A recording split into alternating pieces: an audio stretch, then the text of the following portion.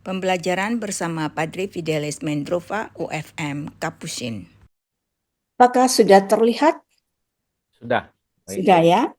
Baik ya, silakan Padre Fidelis, kita masuk langsung ke dalam pembelajaran. Baik. Terima kasih Ibu Evo. Selamat malam untuk kita semua. Selamat malam Padre. Selamat berjumpa di tahun 2025 ya. Ini pertama di tahun ini. Menarik sekali tema kita pembelajaran malam ini, yakni tempat suci yang tidak dibangun oleh tangan manusia. Maka mari kita dengarkan teks kitab suci dari kitab Ibrani yang mendukung untuk permenungan kita malam ini. Silakan. Ibrani 9 ayat 11 sampai dengan 14. Tetapi Kristus telah datang sebagai imam besar untuk hal-hal yang baik yang akan datang. Ia telah melintasi kemah yang lebih besar dan yang lebih sempurna, yang bukan dibuat oleh tangan manusia, artinya yang tidak termasuk ciptaan ini. Dan ia telah masuk satu kali untuk selama-lamanya ke dalam tempat yang kudus, bukan dengan membawa darah domba jantan dan darah anak lembu, tetapi dengan membawa darahnya sendiri. Dan dengan itu, ia telah mendapat kelepasan yang kekal. Sebab jika darah domba jantan dan darah lembu jantan dan percikan abu lembu muda menguduskan mereka yang najis, sehingga mereka disucikan secara lahiriah, betapa lebihnya darah Kristus yang oleh Roh yang kekal telah mempersembahkan dirinya sendiri kepada Allah sebagai persembahan yang tak bercacat, akan menyucikan hati nurani kita dari perbuatan-perbuatan yang sia-sia, supaya kita dapat beribadah kepada Allah yang hidup. Baik, terima kasih Ibu. Teks kitab suci ini, surat kepada Ibrani, sebenarnya lebih ditekankan mengenai keimamat Kristus. Dia sebagai imam agung, maka saya teringat bacaan-bacaan ini ketika kami dulu dipersiapkan jadi imam. Dalam retret ini selalu digunakan teks Ibrani. Karena apa yang membedakan imamat Kristus dengan imam seperti kami, dan lebih-lebih lagi ini dipertentangkan dengan imam pada masa di Israel. Begini ceritanya. Jadi imam menurut apa tradisi di Israel sebelum Yesus datang ke dunia, maka imam itu bertugas untuk mempersembahkan kurban, ya, baik untuk dirinya maupun untuk umat. Dan itu tadi digambarkan, kurban itu bisa domba dan itu ada syarat-syaratnya, bisa anak lembu, ya. Dan untuk itu penghapusan dosa, ya. Nah itu, maka imam yang dunia ini tidak mampu mengampuni dosa. Tidak mampu. Karena begitu Allah sempurna, sehingga kita yang tidak sempurna, apalagi kami, imam yang tidak sempurna, tidak mungkin ya berhadapan langsung dengan yang sempurna. Nah, pendek cerita, maka Allah itu, Yesus itu adalah turun ke dunia menjadi perantara antara Allah dan manusia. Imamat Kristus yang disebut Melkisedek ialah dialah tidak lagi memerlukan domba, tidak lagi memerlukan lembu, anak lembu. Dia sebagai kurban yang sempurna dan dia satu kali untuk selamanya. Itu sudah digambarkan seperti Imam Melkisedek. Maka sangat menarik bahwa Yesus itu adalah utusan Allah dan dia betul-betul imam yang sempurna. Dan dia satu-satunya yang mampu menghapus dosa kita. Maka kalau kami biasanya kalau mempersembahkan Ekaristi, ya, kami selalu sebelum mengkonsekri, kami itu cuci tangan. Nah, itu artinya kami dulu menyucikan diri kami. Karena kami tidak sempurna. Supaya kurban Kristus itu yang kami persembahkan sungguh berkenan di hadapan Tuhan. Dan ingat, kurban itu Yesus sendiri. Dia sebagai altar, dia sebagai kurban, dan dia sebagai imam. Kami hanya perantara. Jadi inilah yang tadi dikatakan dalam tema kita, bahwa Yesus itu adalah bukan ciptaan manusia. Dia berasal dari Allah, dia sempurna. Maka inilah nanti yang kita akan bahas selanjutnya, bagaimana kita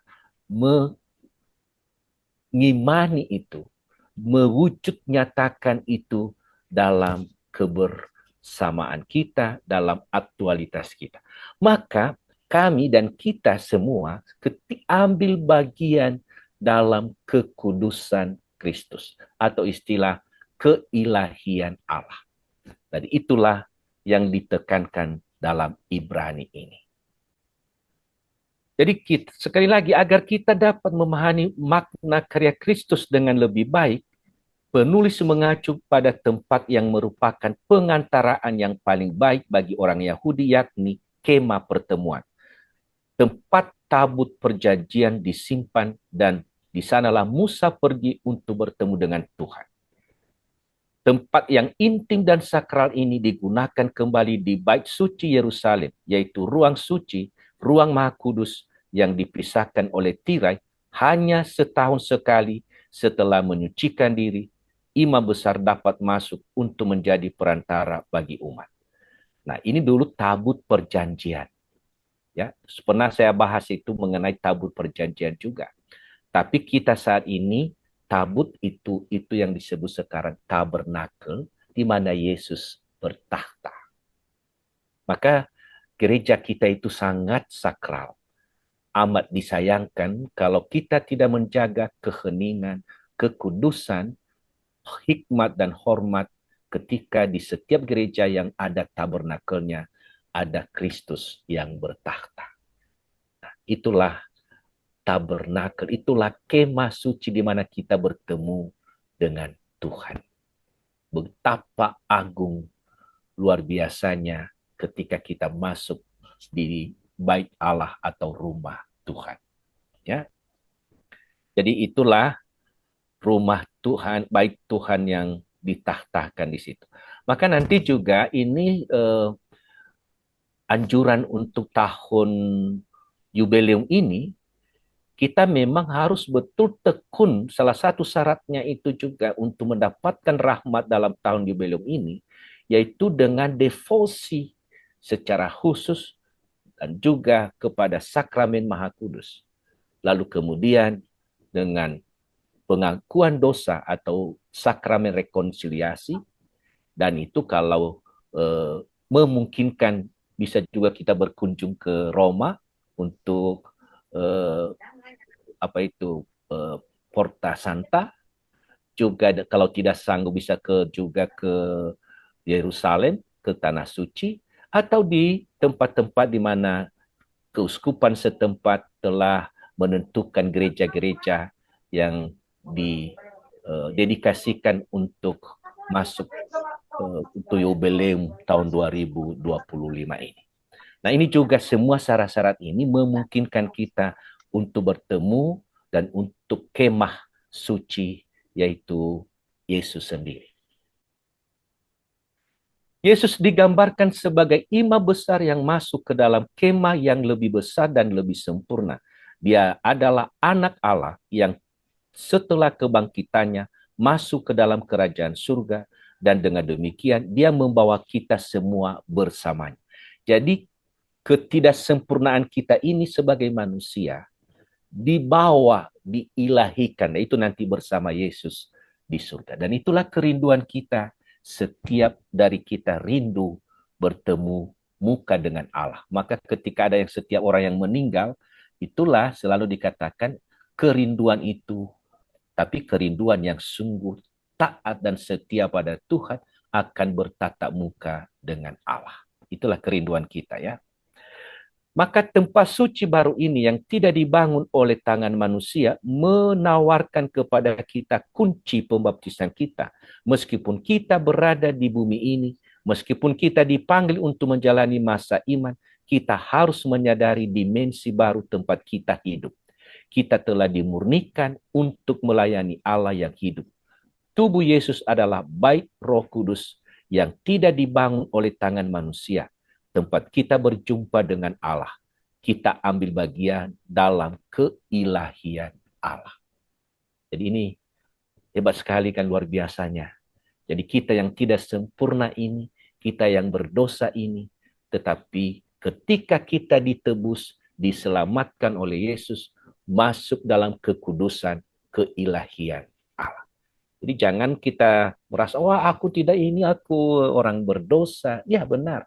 Tapi kita hari demi hari, kita harus menyempurnakan diri. Hari demi hari kita harus masuk dalam kekudusan Allah. Ya. Jadi bukan semakin terperangkap dalam dosa. Tadi Ibu Evo sudah memberi renungan singkat pesan dari Padre Pio. Ya, gulma-gulma itu harus betul disingkirkan, jangan terperangkap dalam godaan-godaan itu supaya kita sungguh masuk dalam kekudusan. Ya. Padre Pio dan tentu kita para devosan percaya bahwa Tuhan yang kita imani adalah Allah yang sudah senantiasa datang. Ia datang pada awal penciptaan semesta alam. Jadi Yesus itu sudah ada dari awal, Allah Tritunggal itu. Ia datang ketika menjadikan manusia pertama menurut citranya dan menempatkan mereka di Taman Firdaus. Kita membaca di kitab Kejadian bagaimana Adam dan Hawa mendengar jejak langkah Tuhan berjalan-jalan dalam Taman Eden. Allah juga datang ketika Kain membunuh Habel, adiknya. Darah Habel berteriak dan didengarkannya. Allah datang dalam diri para pemimpin dan nabi seperti Musa, Elia, dan lain-lain. Puncak kedatangannya nyata dalam diri putranya Yesus Kristus. Yohanes 3:16, dalam Kristus kita mengenal Allah dan makna terdalam hidup kita. Jadi itulah inkarnasi tadi. Disitulah kita melihat wajah Allah. Dan itu yang baru kita rayakan Natal. Sabda telah menjadi daging dan tinggal di antara kita. Allah telah datang dan masih akan datang lagi karena dia adalah hidup dan cahaya. Dia datang karena dia memperkenalkan diri sebagai kasih. Dan kasih selalu berarti memberikan diri. Masuk dalam relasi penuh cinta dengan semua ciptaan dan menuntun ciptaan kepada tujuannya. Tuhan datang dan kita mengenalinya, antara lain juga melalui sabdanya yang kita dengarkan tiap hari, melalui roti Ekaristi yang kita bagikan dan santap bersama, melalui doa dan sembah bakti bersama dalam persaudaraan, seperti yang barusan kita laksanakan setiap malam, doa. Itu luar biasa. Ada catatan menarik di sini, saudara-saudariku, yakni ciptaan dan menuntut ciptaan itu cinta dengan semua ciptaan, atau dengan dari memperkenalkan diri sebagai kasih, dan kasih selalu berarti memberikan diri. Saya ada sedikit perubahan yang harus kita pahami bersama. Ada perintah utama dan yang utama. Perintah Yesus, cintailah Tuhan Allahmu dengan segenap hatimu, dengan segenap jiwamu, dan bla bla. Yang kedua, cintailah sesamamu manusia seperti dirimu sendiri. Hati-hati dengan ini. Perintah yang sama dengan itu, cintailah sesamamu manusia seperti dirimu sendiri. Ini dalam perjanjian lama. Dan ini tidak berlaku. Yesus sudah membaharui. Bukan lagi seperti diri kita manusia, tapi seperti siapa? Seperti Yesus melakukan. Karena kalau ukurannya diri kita sendiri mencintai, bahaya. Karena apa yang saya suka, itu yang saya lakukan. Dan itu orang sering terjebak. Ya. Patokannya apa? Bukan lagi diri kita. Siapa? Kasih Yesus. Bagaimana Yesus mencintai kita? Tuntas sampai mati di salib. Maka dia katakan tidak ada cinta yang lebih besar selain seorang menyerahkan diri demi sahabat-sahabatnya. Nah, sanggupkah kita seperti itu untuk memberikan diri? Ini dia. Jadi ini poin yang penting ya, kasih ini. Yesus sudah membaharui itu. Bukan seperti dalam perjanjian lama, mencintai sesama seperti diri sendiri. Mencintai diri sendiri. Kalau itu ukurannya, maka itu yang sering terjadi. Ukurannya adalah aku. Maka itu yang membuat kita sering gagal dalam mencintai dengan tulus. Karena selalu ada syaratnya. Kalau Yesus tidak pernah ada syarat. Jadi ini yang perlu kita ketahui tentang Yesus sendiri yang memberi contoh bagaimana cinta yang tulus, yang pemberian diri. Kini, ia datang dalam wajah sesama yang kita jumpai. Ya, dan ini benar. Dalam orang-orang kecil dan miskin yang datang ke pintu rumah kita, yang mengetuk pintu hati kita. Ia datang dalam firman-Nya yang selalu kita dengar. Dalam keheningan doa ketika 2-3 orang berkumpul dalam namanya, dalam roti ekaristi yang kita pecahkan dan santap bersama, dalam sakramen yang kita terima. Barusan kemarin kan beberapa sakramen sungguh kita rayakan dan terima, ya, ini luar biasa. Kemudian lewat sakit, ya, lewat sakit, derita dan berbagai konflik yang kita alami. Padre Pio 50 tahun dia mengalami stigmata yang bukan main sakitnya menderitanya. Tapi di mana? Mengapa dia bisa bertahan? Karena dia menyatukan itu dengan Kristus yang diimaninya. Ya, ia datang dalam setiap perjumpaan kita, dalam setiap konflik yang kita alami. Ia datang dan ia datang lagi. Tidak pernah berhenti. Maka Bapak Ibu, sehebat apapun konflik, derita, apa yang kita alami, kuncinya ialah bersatu dengan Kristus yang kita imani. Karena dengan menyatukan diri kita dengan Kristus yang kita imani, penderitaan diubah menjadi sukacita, diubah menjadi kegembiraan, diubah menjadi saluran berkat bagi orang lain. Saya kasih contoh, Bapak Ibu. Dan mungkin ini pengalaman kita. Ada orang menderita, sakit, lalu minta kepada Tuhan supaya dipulihkan dan disembuhkan. Dan kalau itu dia tidak terima, tidak disembuhkan, maka dia menyalahkan Tuhan. Tuhan, di mana? Ya. Bahkan kalau terjadi sesuatu, entah meninggal tiba-tiba anggota keluarga, lalu selalu bertanya, Tuhan mengapa dengan keluarga saya? Mengapa bukan orang lain? Nah, inilah orang seperti ini menyalahkan Tuhan dan kecewa, maka memang dia melihat itu sebagai bencana bagi dia. Beda orang kedua umpamanya. Orang kedua dia menderita, dia sakit, umpamanya kanker, dia sakit. Lalu mohon kepada Tuhan. Maka dia tempuh cara lain. Dia kemo, dia pergi ke dokter. Akhirnya dia berusaha dan tetap mohon kepada Tuhan. Akhirnya dia disembuhkan. Nah, sesudah sembuh, udah tenang. Dia lakukan aktivitasnya seperti biasa. Sampai di situ saja. Beda dengan orang ketiga. Orang ketiga, dia disembuhkan. Dia bersyukur kepada Tuhan. Dan ketika dia mengalami persembuhan, dia bertanya kepada Tuhan. Tuhan, apa yang ingin kau kehendaki aku lakukan? Apa yang dia lakukan sesudah itu? Dia wartakan itu. Dia melayani orang lain. Dia memberi sesuatu yang berguna bagi orang lain. Dia mewartakan itu.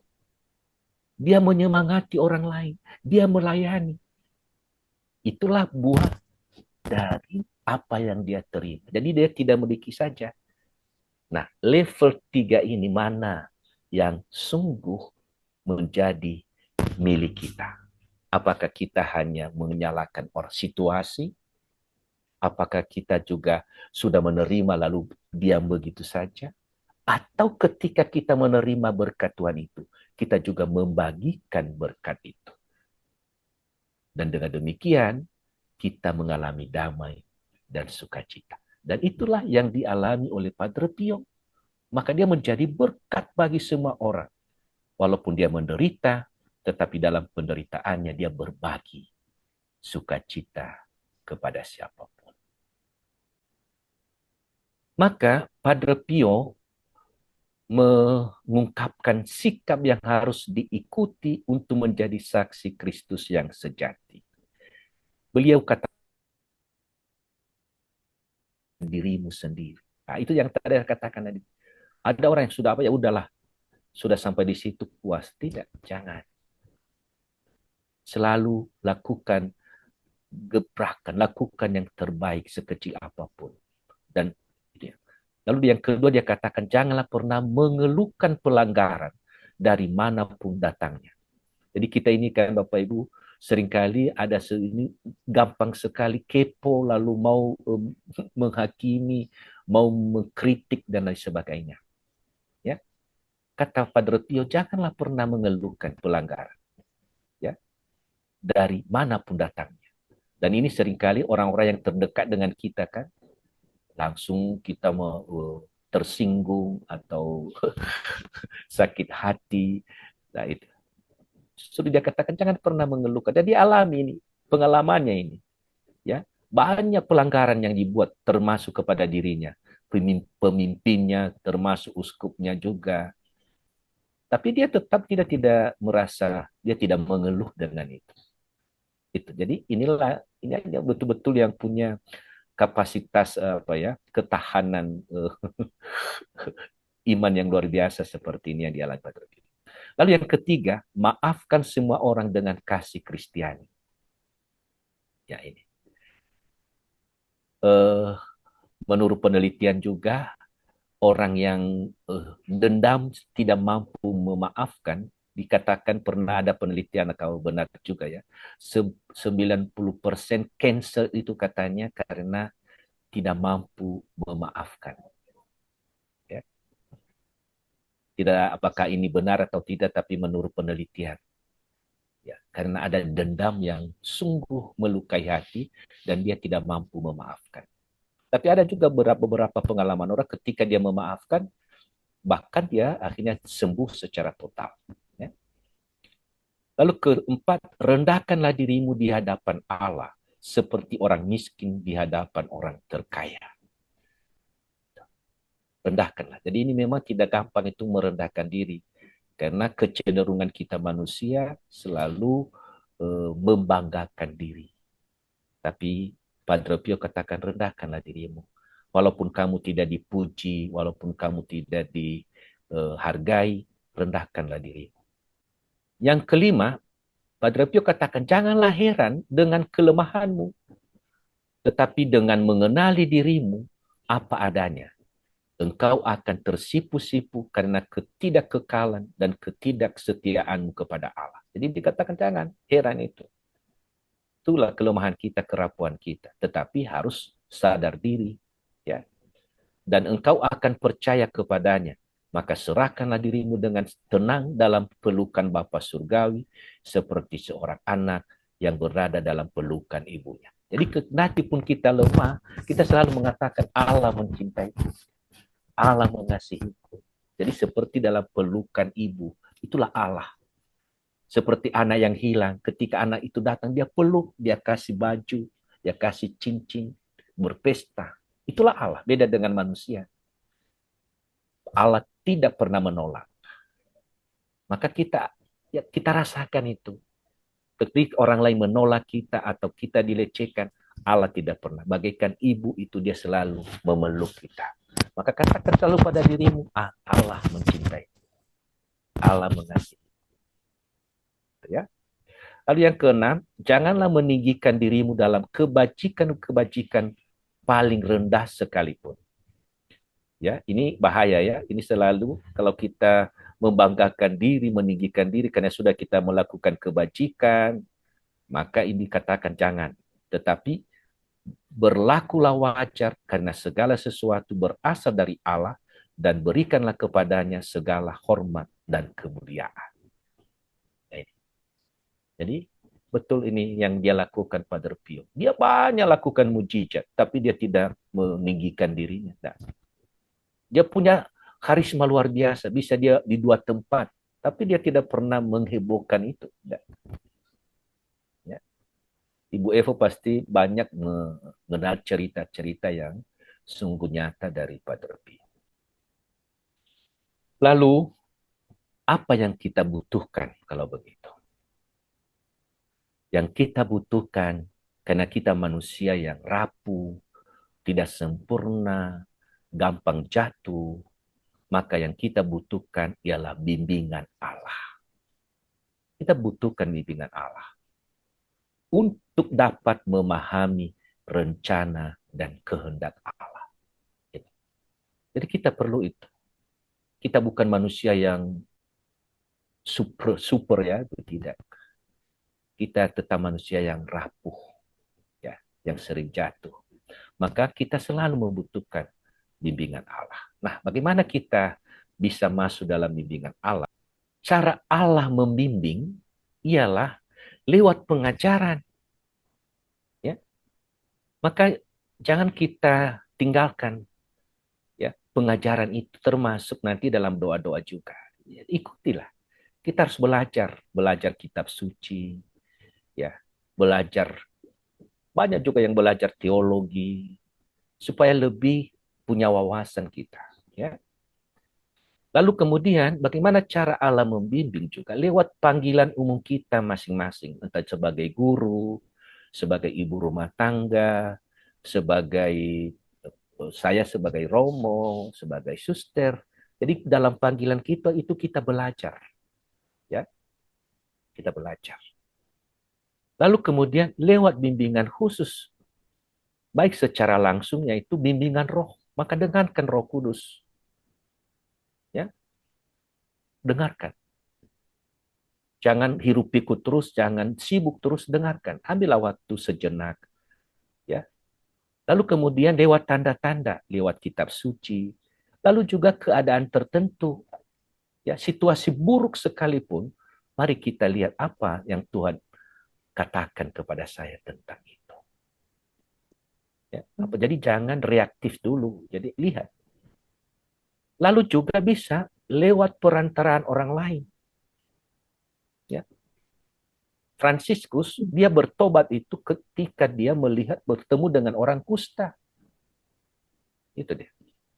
Jadi betul kita akan mengalami pembelajaran bimbingan Allah tidak langsung, tetapi bisa melalui peristiwa, melalui perjumpaan kita dengan orang lain, ya, itu kita mengalami.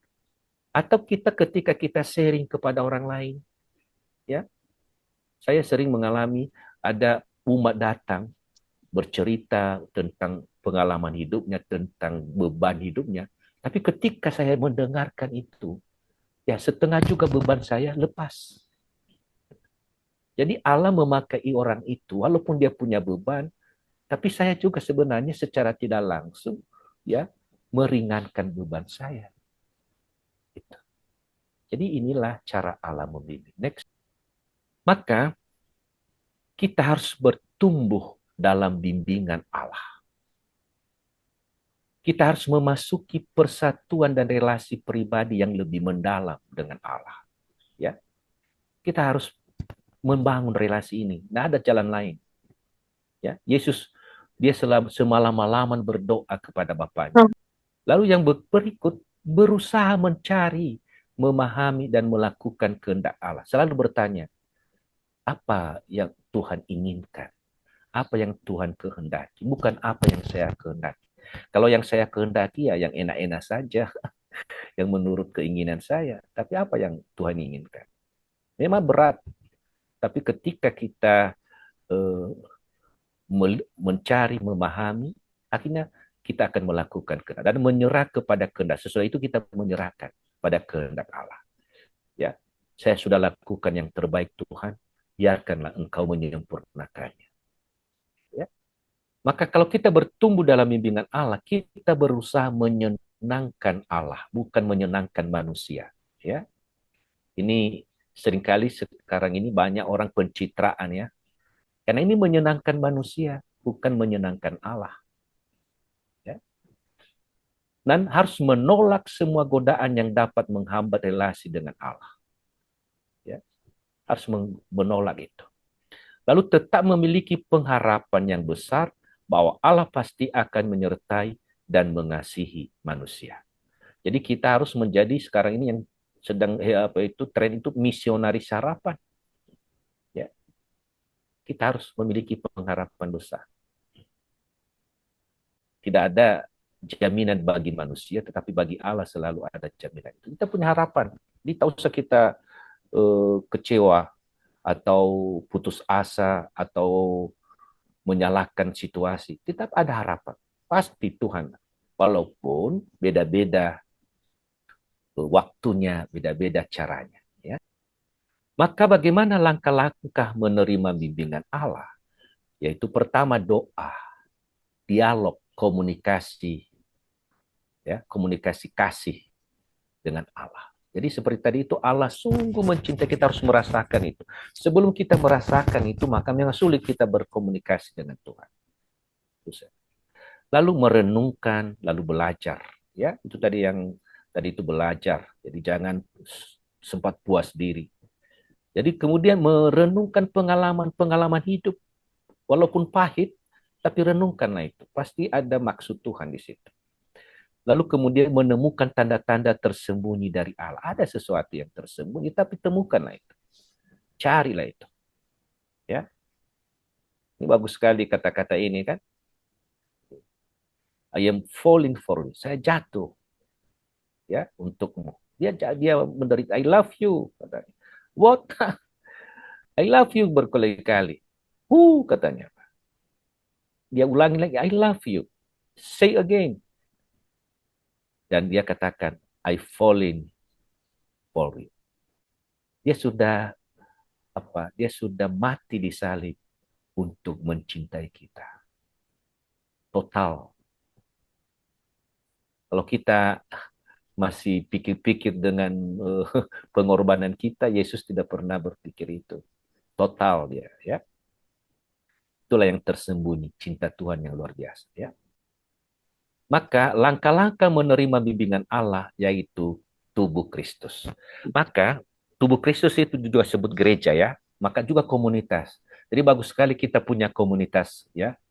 Komunitas Padre Pius ini bagus sekali ya. Baru luar biasa, mudah-mudahan ini menjadi sarana. Baru 3 tahun lebih ya Bu Evo ya. Luar biasa kekuatan doa itu. Apa yang diinginkan mudah-mudahan nanti Taman Padre Pio ini bisa terwujud dengan baik. Ya itu. Jadi itu kekuatan itu luar biasa. Karena itu mengapa kita tinggal dalam tubuh Kristus. Ya. Jadi doa, kekuatan doa bersama itu luar biasa. Ya, siapa yang setia setiap malam untuk itu? Ya, luar biasa. Ya, dan inilah kita sebagai gereja. Dan kemudian langkah-langkah memberi terima bimbingan Allah tadi, tubuh Kristus itu termasuk sakramen. Itu sarana kehadiran Allah. Maka penting sekali dalam masa jubileum ini sakramen rekonsiliasi. Carilah imam.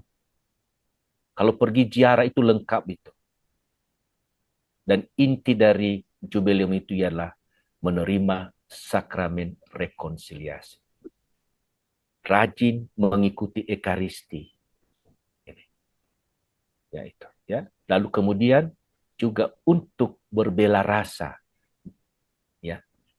Merasa prihatin, empati dengan orang-orang yang tersingkir. Ya, itu. Nah, itu langkah-langkah menerima bimbingan Allah, mempercayai Allah. Pada saat-saat ini, Bapak Ibu, banyak orang tidak percaya lagi kepada kekuatan Allah. Karena mereka sangat terhimpit oleh situasi dunia, atau sebaliknya mereka lebih mencintai dunia daripada Allah sendiri. Menomor satukan dunia daripada Allah. Coba kita lihat kejadian-kejadian di sekitar kita. Hak-hak orang lain dirampas.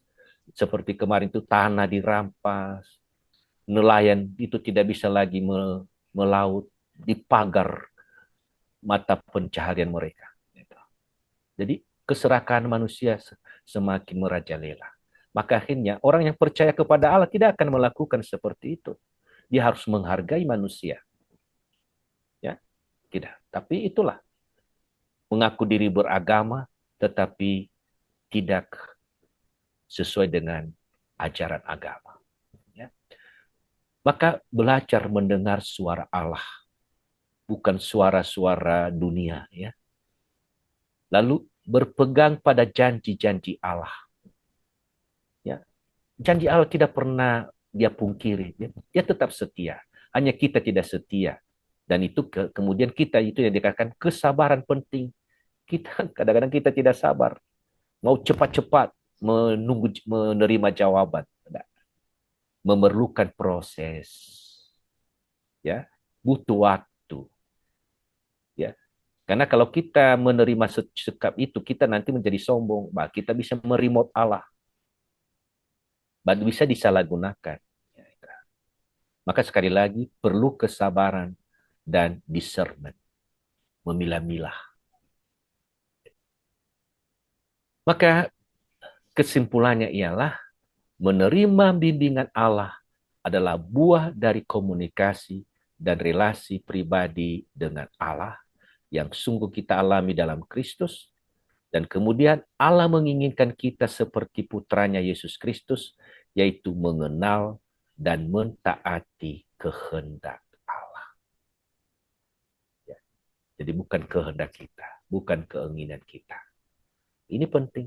Jadi Yesus sampai tuntas kehendak Allah dia sampai disalib. Waktu dia katakan, it is finished. Sudah selesai. Itulah ketaatan luar biasa. Nah, kita juga harus taat dengan itu.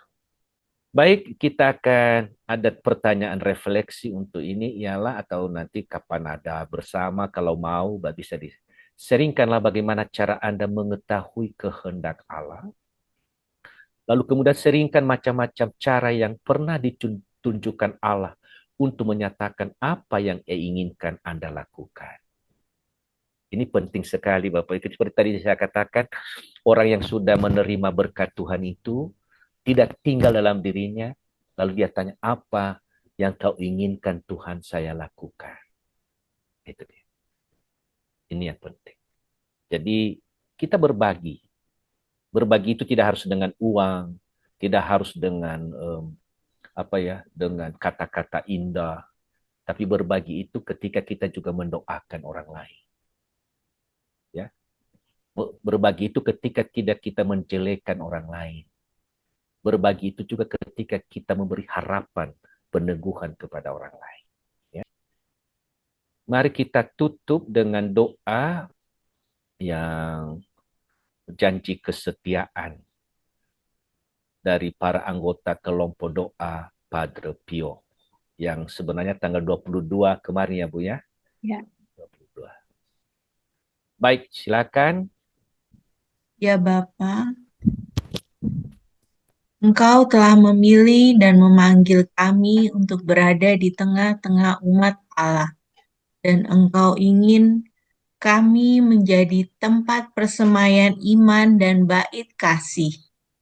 Di sini, di hadapan komunitas kami berjanji untuk pelayan doa dan pelayan bagi mereka yang menderita, untuk meninggalkan dosa dan dengan komitmen yang sungguh-sungguh untuk bertumbuh dalam kebajikan, terutama di dalam keluarga kami, untuk berbagi perjalanan kami dalam kelompok doa ini, mengikuti spiritualitas Santo Pio dari Pietrelcina dan ajaran-ajaran gereja. Kami berjanji setia kepada Bapak Paus dan kepada para pastor kami dan kepada komitmen yang kami buat dalam perjalanan bersama dengan saudara dan saudari dalam kelompok doa ini. Mengikuti jejak Santo Fransiskus dari Assisi, kami memilih untuk menyambut mereka yang membutuhkan dalam solidaritas dengan orang miskin dan dalam cinta kasih untuk menghormati ciptaan. Perawan Maria, Engkau menuntun jalan Santo Pio dari Pietrelcina. Terimalah kerinduan suci kami dan bimbinglah kami dalam perjalanan menuju kekudusan. Amin. Amin. Baik, terima kasih. Itulah pembelajaran kita malam ini. Terima kasih atas perhatian. Tuhan memberkati.